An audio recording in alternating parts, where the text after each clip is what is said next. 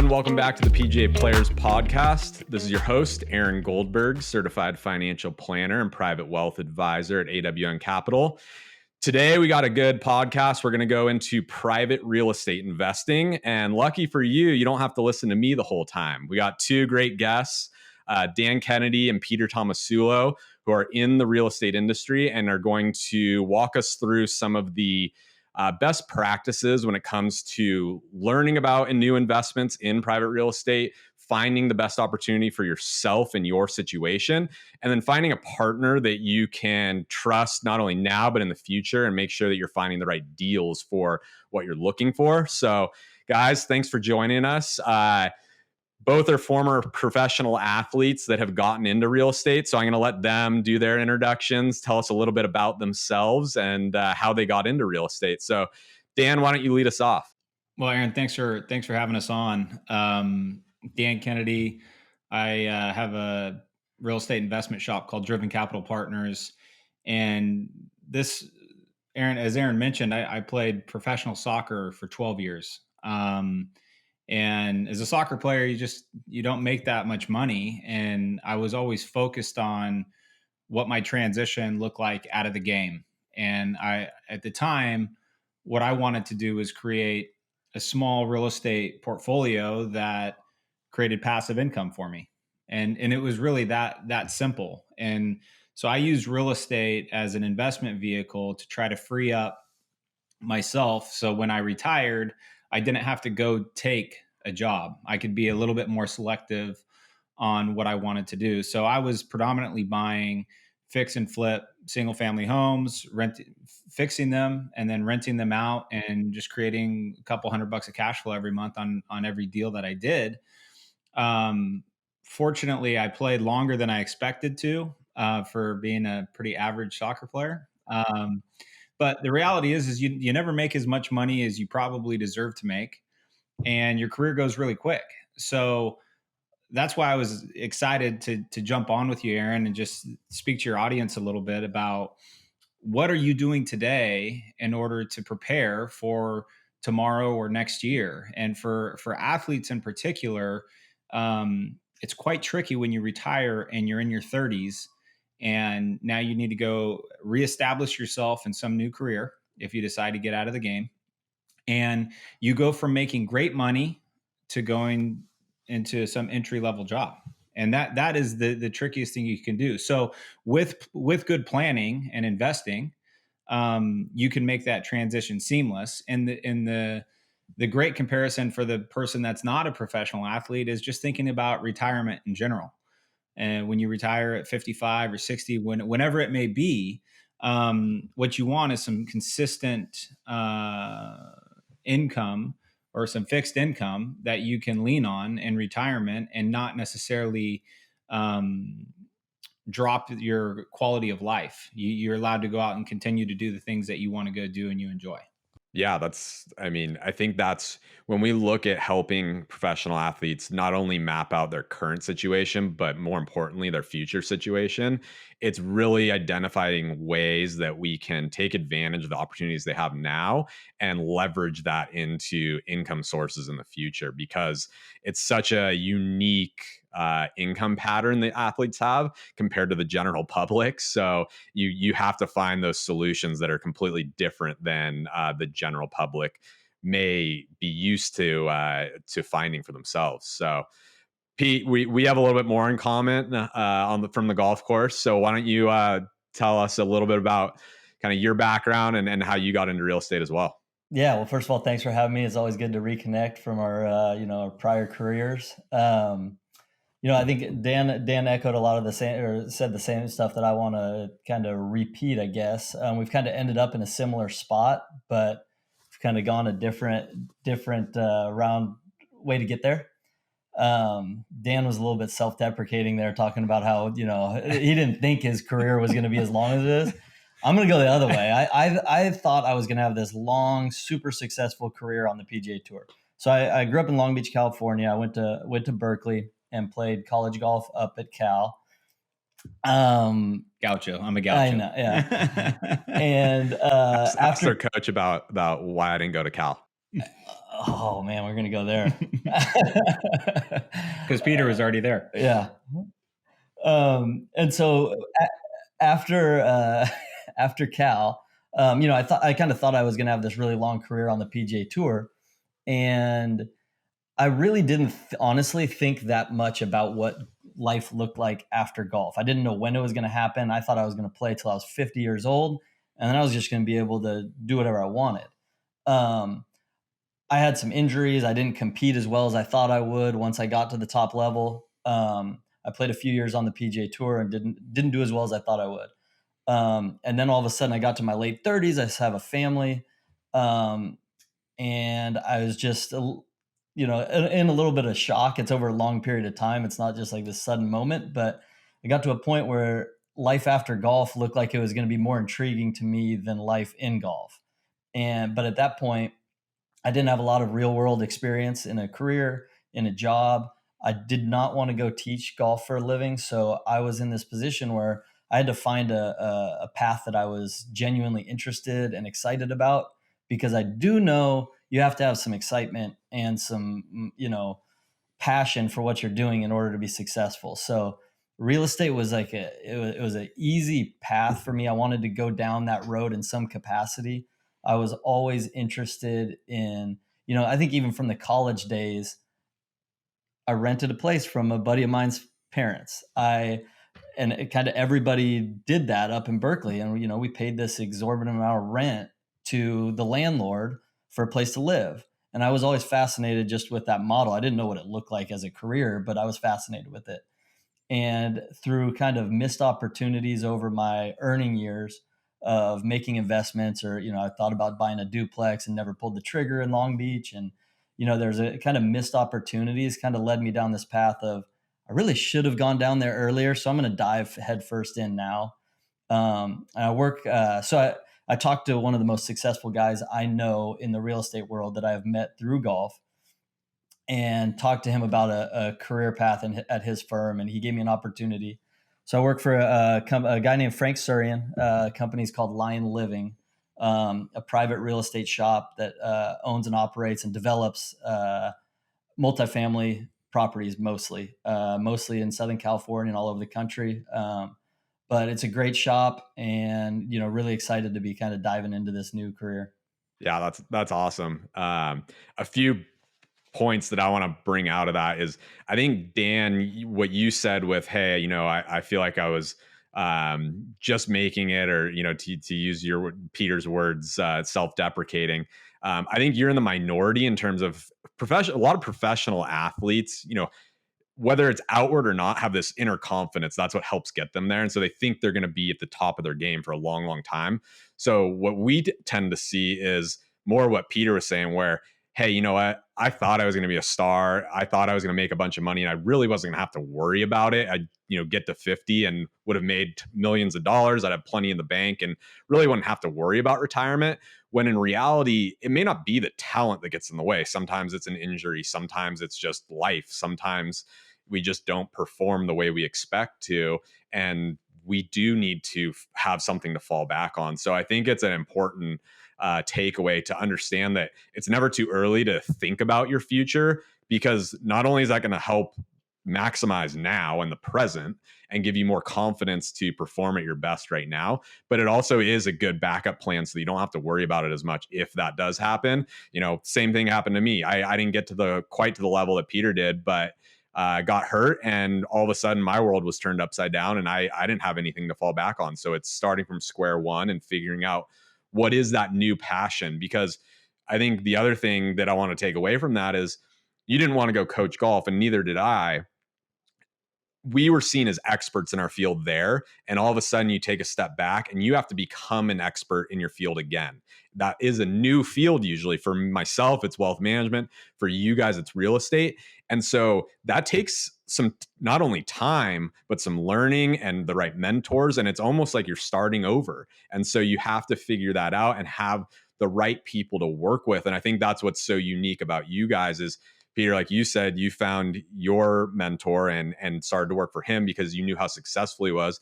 Dan, in previous conversations, we've talked about the people that you worked with in the past, whether fully as business partners or just under or gaining knowledge from. So I think that's a really, really important takeaway for the guys listening, whether it's guys that are just getting into professional golf, whether they're towards the end of their careers or whether they're in the prime of their careers, or whether they're a different professional athlete. I get these calls way too frequently where it's a friend who's an ex-teammate, a colleague that they're like, I can play one more year and just kind of extend it and be on a team and make some money, but I got to pick up my family and move, and I don't know what I'm going to do next. And, so this was for me, I was at the Galaxy and they were just like, you're not going to play here anymore. You can go to Minnesota. And I was 34 years old as a goalkeeper, really young as a goalkeeper. And I was getting my MBA at USC while I was playing. And I was like, yeah, I'm done. And this is about taking control of the big decisions in your life, really. And a big component of that is financial control and what you can now go and do because you've been smart with your money. So, I mean, that's where Peter and I are in our business world today, is trying to educate folks that we've been in their shoes before and say, hey, this is a great avenue to start investing in or continue to invest in. That's going to generate some reoccurring income. It's going to be a great store of wealth. And we're in a very uncertain world. And it's actually a quite exciting world to work in as well. So if your career does not lie within the sport that you are living in every single day, then there's also great opportunity for a little bit of education while you invest, and maybe a future opportunity when you're done playing. Yeah, absolutely. I think the amount of calls I'm sure you get, I'm sure Peter gets, and I know I've gotten from our peers that are starting to come into this situation. We all find ourselves in the same boat. It's the very few percentages guys that make a long-term career out of it where they don't have to do anything afterwards and they're set for life. And even those guys, they need to find these types of investments to maximize their impact, whether it's on their family or their community. So they may not be involved in terms of the day-to-day operations, but they sure need to find the right partners to invest with. So as you hit on, one of the big things we pride ourselves on, not only on the podcast, but just as wealth advisors, is educating our colleagues and our peers. So let's get into, this is a series that we're doing right now in the private investment world. So we've been talking about not only real estate, but venture capital, private equity, hedge funds as well. Let's get into some of the terms and education behind real estate, so the people listening can start to learn a little bit more about not only what they should be looking for, what types of deals are out there, and what may be right for them. So Peter, why don't you lead us off? If you can let us know, what are the different types of private real estate ventures that they can get into, and maybe kind of a brief synopsis of, what they each entail in terms of timeline and how risky they may be, or what their return potential may be. Okay. Well, so my expertise or my knowledge over the last couple of years, I'd say, is mainly in the multifamily space, because that's where we're operating. So I'm not gonna try to entertain that I know everything about all the different asset classes, but the multifamily space has been, the apartment space is, kind of considered one of the most consistent, reliable, safe real estate investment asset classes. Within multifamily, there's a lot of different avenues. There's kind of four specific ones I'd kind of touch on. The first one would be a core asset, a core investment, I should say, then value add, a development, and then land entitlement. Core investment, if you were going to think of it, would kind of be a nice, safe reliable, maybe a high barrier to entry market, you know, a Newport Beach and a already stabilized property. There's already residents living there. There's not a lot of value add that you can create. There's not a lot of improvements you need to make at the property, but it's a nice, safe place that you know is always going to be a desirable place to live. Those investments, you might not have as great a rate of return as a like cash on cash investment, which would just be defined as what you earn in cash flow based on divided by your initial investment. So the core investment is, you know, the most stable and safe asset class, but it also provides kind of the limited returns in that same field. Value add, a little bit more capital intensive than the core investment, but it's usually a property that needs some cleaning up, needs some fixing up, and as you do that, you're going to raise rents associated with how you have renovated the property or improved the property, and then you know you're going to target a higher rate of return on those investments. But there's more capital that needs to be invested to go into those, and you know you expect a higher return. And then the next scale down up would be development, a little bit higher risk. You're going to see less, you know, you're not going to see any return for a few years as the project is being built, but you're looking to see any developer going into a project thinks they can build it for cheaper than they can buy and renovate for. So you're going to see a bigger pop once you are able to operate the property and you're able to get residents in, but you're not going to see value for a couple of years and you're not going to see a return for a couple of years.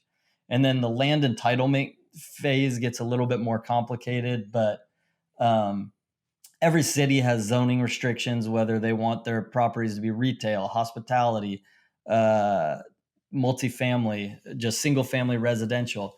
And you can create a lot of value with re-entitling certain pieces of land.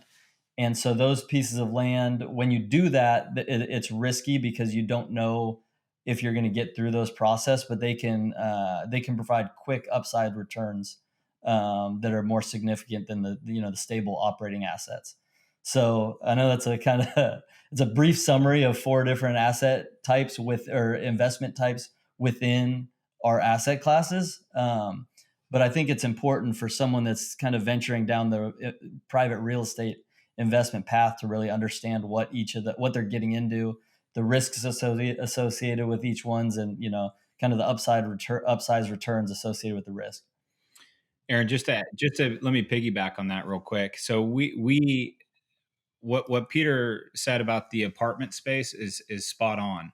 And for an entry level investor, how we try to explain it is think about investing in real estate. And if when you purchase that piece of property, you're expecting some type of cash flow out of it, then that is a stabilized investment, right? If upon the acquisition you're expecting reoccurring cash flow immediately, that is very stable.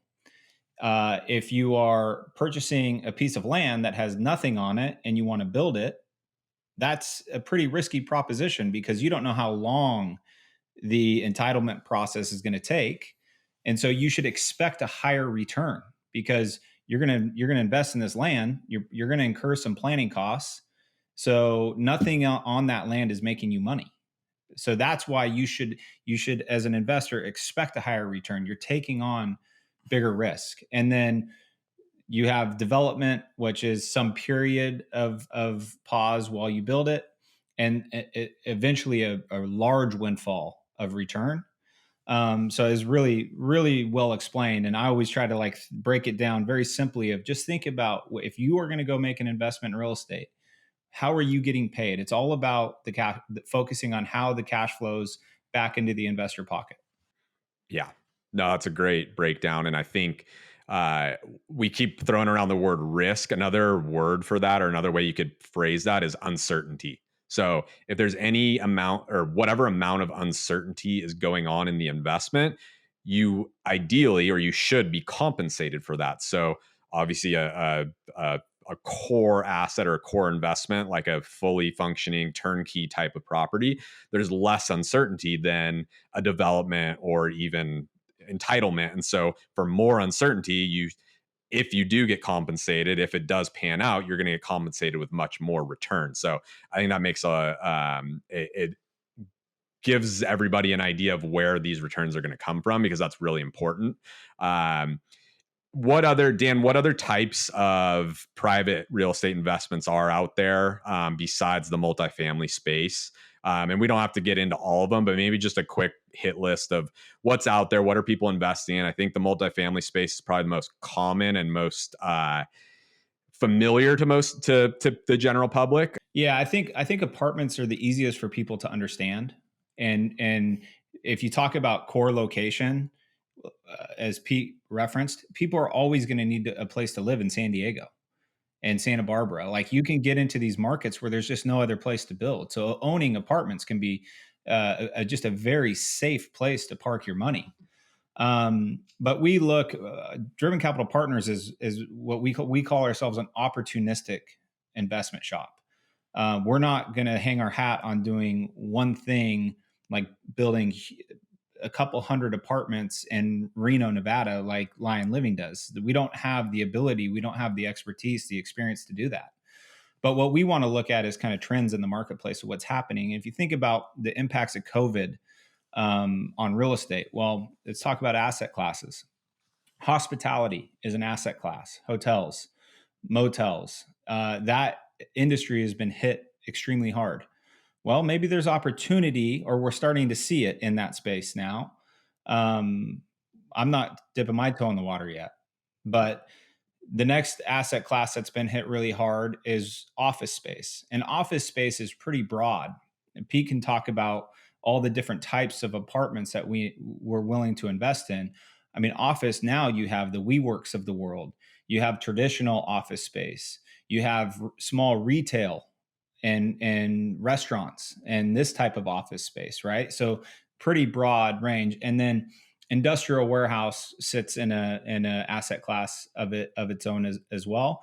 And then storage units has become a really safe investment, that there's expert operators. So if I'm advising somebody, what I would say is, what you want to do is go find somebody that has a built-in track record in whatever asset class you're looking to invest in. Apartments, industrial warehouse have been historically the most consistent performers across all of those asset classes. Perfect. Yeah. Thanks for telling us about the other asset classes that are out there.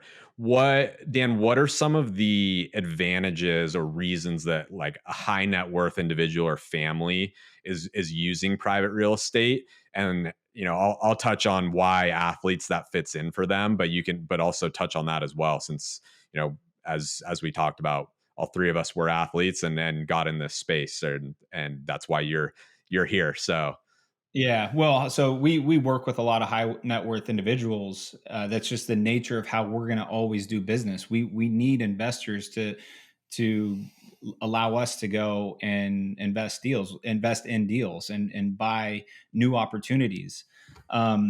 Why would they choose a private investment shop rather than, say, going and investing in a REIT, right? Well, I have 20% of my portfolio is invested in a REIT. Well, what's that REIT invested in, right? Well, I don't know. I mean, they say they're a retail REIT. And so this is where you, as the investor, as a high net worth individual, you have a say. You can dive in and you can go meet with the team. You can build a relationship with the sponsor and look at what they've done in the past. And you can actually go tangibly touch those assets that they've already built or already own. And then you can kind of start to get a sense of, okay, I think I understand this business plan. It's not rocket science. We're buying a really rundown apartment complex in a really good location, and we're going to invest $20,000 per unit to reposition it so that those units are now some of the nicest units in town. Okay, I think I can wrap my head around that, right? The other reason high net worth individuals invest with groups like us is because of the tax benefits. And real estate is a fantastic. The IRS incentivizes people to invest in real estate. And when you acquire a property, you may invest $100,000. What we typically see is if we have a $100,000 investor, their year one depreciation is sometimes $60,000 to $75,000 in losses. Well, those losses offset the incomes of the property, and so we call them phantom losses. Disclaimer: I'm not a CPA. We're not tax advisors, but the benefits of investing in real estate are real, and they allow for really consistent returns. And then when you layer in the tax benefits of it, it becomes really attractive. And so we could have another podcast just about the tax benefits of investing in real estate. But this is the layer. It's like, well, why would I go, instead of investing in the equity markets and owning a REIT? Well, you can now build rapport and trust with a sponsor. And if something goes right, something goes wrong, you have somebody to call, right? If something goes wrong at the REIT, well, sorry, you're out of the deal, or you've just lost a lot of money. So this is it. We are we're a relationship business. It's how we buy properties. We work with brokers and work on that relationship. We work on the relationship the same way with the investors. And our shops are far more efficient in operation than any big REIT. So when you run a development in Reno and you're a shop like Lyon Living, you can do it more affordably than some big publicly traded REIT that builds market rate housing. They that's their specialty, right? So all of that savings and expenses gets passed through to the investor. So really, what this weighs out to is that the investment shops that have a good track record and are successful will always provide a more consistent, higher return than a REIT. Yeah, it definitely is. And one of the things that Dan touched on that I think is, really important is the idea that you investing in a large REIT, you might not know a specific location that they're targeting or a specific deal that they're intrigued by, right? And as we invest and we present opportunities to our investors, you can pick and choose which one you want to get involved in. Like Dan's saying, we've got a big project up in Reno, but if a particular investor isn't interested in getting involved in Reno, well, we've got another one in San Diego actually that might be more intriguing to you. And you're able to pick and choose as you go and invest the amounts that you want to invest. And you've got a trustworthy sponsor that is picking and choosing these for you. We're not just blindly going into Reno or blindly going into San Diego. There's a story behind each one of those, and a story behind why we think what we're building is going to be very valuable. We don't decide to deploy X amount of dollars in a year, or we don't decide to, we're going to do Y amount of deals in a year. We're going to pick and choose and find which ones we think are going to be lucrative for the investor and lucrative for the company to go dive into. And I think that's, the transparency and the ability to understand the deals and talk to people that are involved in them, I think is really important if you're curious or interested in investing in private real estate. Yeah, absolutely. And I think two main things there. One, if you've listened to our podcast, you understand that our belief on the public markets is, we're going to get the most out of them that we can, but we don't believe that active management and high fee funds are going to be the way to do that. The markets are efficient because everybody has the same information, and we're not, over time, as a long-term investor, we want to position ourselves in the right way so that we can maximize our returns on a risk-adjusted basis. But we're not going to be able to find anomalies in the stock market because it's public and everybody has that information. On the flip side, we do think that we can find value on the private side.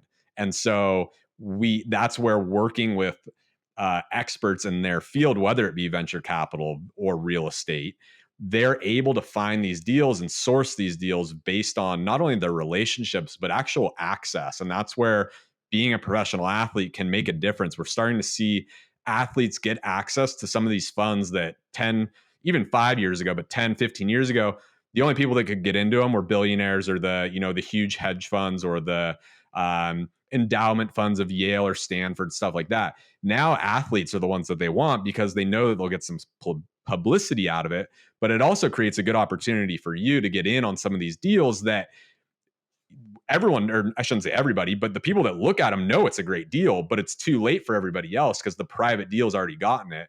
I know I've talked to both of you about you're able to source deals off market that don't even hit the public market. So it's already done. You've already been able to source a deal, get the terms that you think are preferable to not only you, but your investors.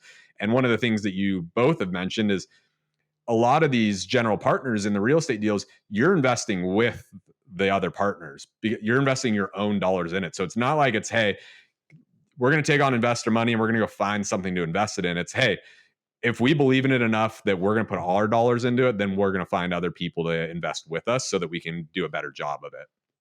Yeah. So you said the publicly traded markets are very efficient, right? Everybody has the same information. It's happening in real time.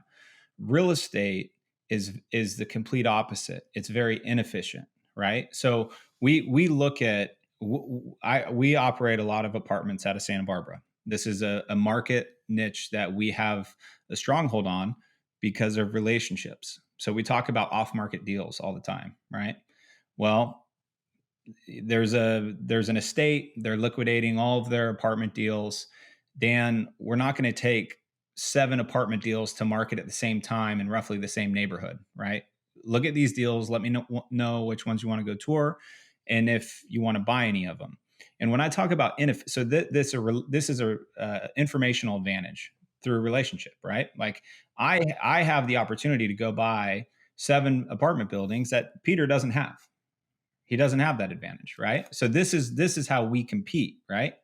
And then when we talk about the inefficiencies in the marketplace, there can be an apartment right next door to the one that I'm looking at that's identical structure of the building, but has twice the net operating income, and they're right next door. And so this is our perfect storm, right? And this is where a good sponsor makes money on the purchase. And to your point, our money is always the first money in the deal. And so typically that says there's no way Peter, his team, me, my team are presenting a deal to any investor unless we think it's a winner. The other thing that you hit on was the tax benefits. And I think it's really important for people to understand that there are a lot of tax benefits that go into real estate. And it's really important that you understand how it affects you. You mentioned you're not a CPA. You aren't the tax team. Not yet.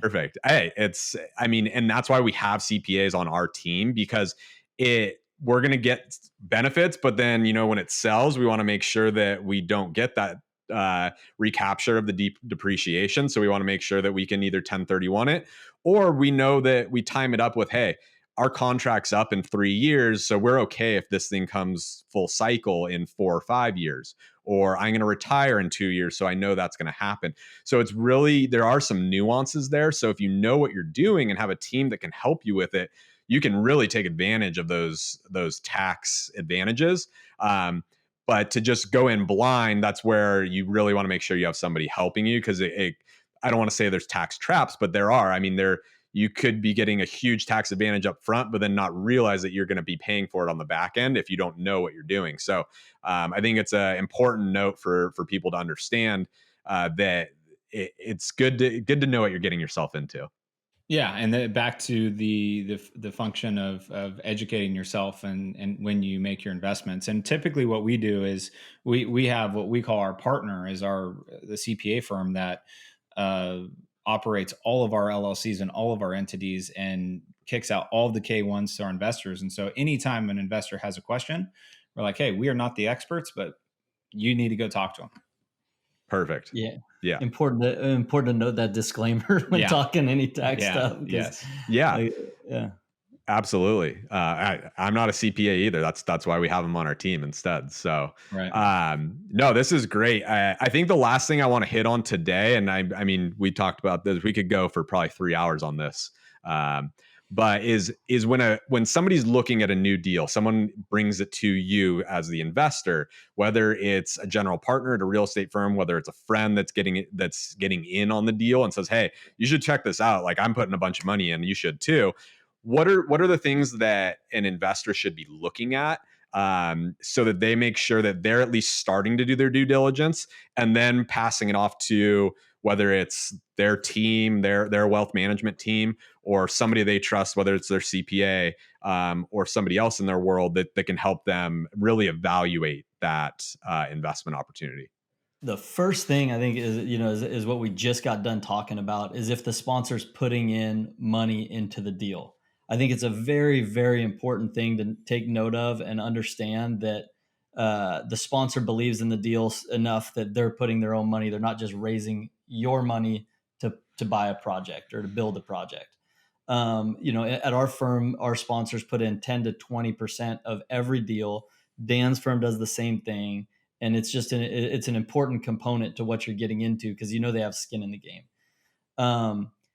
The other thing is you really have to understand what your risk profile is and understand the way that you are going to get paid off of this investment.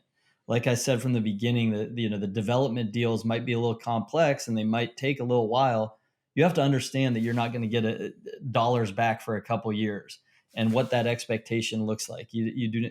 These investments are illiquid investments that you are not able to realize until a much later point in a lot of them, and it's very important to understand that. And then as deals are presented to you, I think it's really important to understand the assumptions that go into the returns that are being presented to you. Anybody with an Excel spreadsheet can make a deal look good. I didn't actually know what that meant a couple years ago before I got into the office world. But what I'm trying to say is that you can assume astronomical rents. You can assume very cheap renovation costs. You can assume very cheap development costs. There's all these assumptions that go into a return profile of a potential investment. And I think it's important to ask a lot of questions of the sponsor. If you're getting involved in a deal, ask questions. It's your money going into this deal. So there's no dumb questions. Ask how realistic the rents are going to be to achieve. Ask how realistic the renovation plan is going to be. Ask how realistic the timeline for that's going to be, and the occupancy and the expenses as you manage this property. There's so much that goes in. There's a lot of little levers that end up getting you to this potential return. And I think it's really important to ask questions about the track record, the history of what you've executed, and what assumptions go into what your investment looks like. Yeah, the track record is probably the first question I'd ask. Is like, hey, I have guys send me deals that like, hey Dan, I'm looking at this hospitality play in Tahoe, and I got my buddy's doing it. I'm like, well, what has he done before? And either, this is, this new venture and it's going to be great. I'm like, well, it might be, I don't know. It might be great, but man, I would really want to be like, okay, let's say his name is Ryan. Ryan, can I come see something else that you've done before? Or can you show me what you've done before and how it's worked out? Pete, can I get a couple references of investors that you have that I can talk to? I just want to know, like, how many deals have gone bad and what happened? Right? What happened? Yeah, I want to know. How you make sure it's not going to happen again. Yeah. And what was the recourse to the investor? This is actually one tidbit when I think about recourse. One of the greatest benefits shops like ours provide investors is that they are completely passive. So they don't sign on the recourse on the loans. They don't even have to qualify for the loan. So you apply for a car, you apply for a house, whatever. When you go through the lending process, it is brutal. Well, we do that for you. And there's a real valuable service there, right? It's also our job to carve out the business plan and execute it. But we report to you, the investor. And typically the reports come quarterly for us. Distributions come quarterly on the majority investments we make.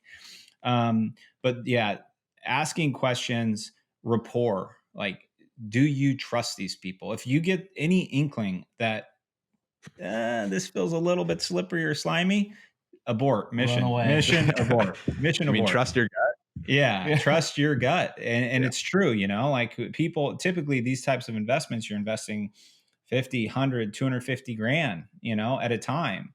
And so it's a lot of money, and you need to be able to call somebody when things, seem a little bit awry. So when Pete kicks out an investor update, I want to be like, I don't really understand this. Can you give me a call? And then he can explain it. Yeah, I think a perfect example is what we're experiencing right now in COVID. When COVID hits in March of last year, we had investors calling left and right asking how this was going to affect their investment. And I was able to answer the phone and talk them through it, what properties we're seeing difficulty with, what properties we didn't think were going to be impacted that hard. And I think it's important to be able to have that transparency and someone who you can talk to when, inevitably over the course of a real estate investment or a real estate private firm's career, there's going to be some stuff that goes bad. There just has to be. Yeah. And there's going to be some unexpected things that you want a trustworthy sponsor to be able to handle and have experience handling and have the smarts and wits about them to figure it out.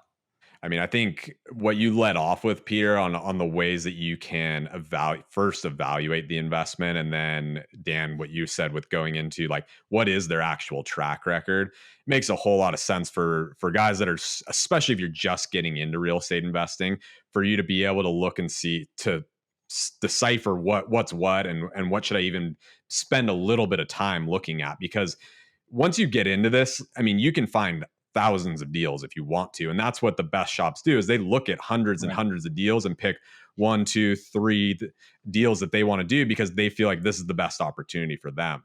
The one thing I'll add is, from a overall financial structure standpoint, it's really important to understand where it fits in too. So a lot of that has to do with where you're at in your career, what you have saved up, what you have in terms of your needs. So what we always are looking at is, when it comes down to your essential spending, like what do you need to pay the bills, just the little stuff, get by, we want to make sure that's covered before we start investing in anything that's illiquid, risky, stuff that's out of the public markets that we can't easily access. And then as soon as we have that covered, now we're going to look at how do we optimize our returns? How do we make sure that we get out there and not only get the best out of the public markets, but then try to add value with the private markets. And that's where, what we've talked about today with real estate investing can be a huge value add to athletes, especially because you find yourself in that position for the most part pretty early in your life, much more early than a lot of other people that may find themselves in that high net worth category where they're going to have more money at some point than they're ever going to spend in their lifetime. But a lot of times they accumulate that by the time they're maybe 60 or 65. And then all of a sudden they have this opportunity. For golfers, for professional athletes, that may happen at 30. That may happen at 25 for some of the people we know. It may happen at 35 or 40. Mm-hmm. But once you get there, it's really important to take advantage of that so that you can set yourself up for the future. And if you aren't going to find yourself in that situation, then you look at what we were talking about earlier. How do we start to make sure that we're going to develop income streams in the future? So when I can't play anymore, whether it's, trying to block the ball from getting past you into the net or trying to get the stupid little white ball into the hole, then I wish I did that a little bit better. Yeah, I wish I got the ball in the hole a little bit better. Then you got to make sure that we know how we're going to derive income and pay for our families and make sure that we get by. So I think it's a super interesting landscape to explore. And I love when my clients and the guys that I advise come to me with new opportunities, because it means it's a new shop, a new team that I get to vet and talk with and see what they're all about, what their expertise is, what their niche is, because there are going to be different niches. There's going to be different expertise on the upside, what they really do well. And then stuff that they stay away from. And that may be perfect for this investor and it may be absolutely wrong for another investor, and then vice versa. So I think that's where, it's really important that as a sponsor, as you said, you stay true to what you do well. And that's what you guys have done really well in the past. Yeah, well, thanks, Aaron. This has been great, and you just let us know when we can come back on and I mean, whether it's review a deal or get a little bit smarter on the tax benefits of real estate investing. But this has been a productive conversation, and just thanks for having us. Absolutely, we appreciate you having us, Aaron. It's always good to catch up. Yeah, no, it's been great to have you guys on. I'm glad everyone didn't have to just listen to me talk. So and look at me. So if I hope everyone enjoyed this. If you're tuning in, if you're on YouTube, give us a like. If you're on listening to the podcast, if you could rate us, that really helps get this information in front of your peers and other people that should be hearing it. If you have any direct questions, as I hope some of you have some direct questions after this, you can email me at agoldberg@awmcap.com. And I'll be able to either respond directly to you or route you to Peter or Dan. And we'll circle back with questions and definitely go back and do another podcast on the tax benefits. And like you said, Dan, maybe we rip apart a deal and show you kind of the numbers behind it and what's good, what's bad, what to look for, what not to look for, and take it from there. So appreciate you guys being on. And until next time, we will see you then. Thanks.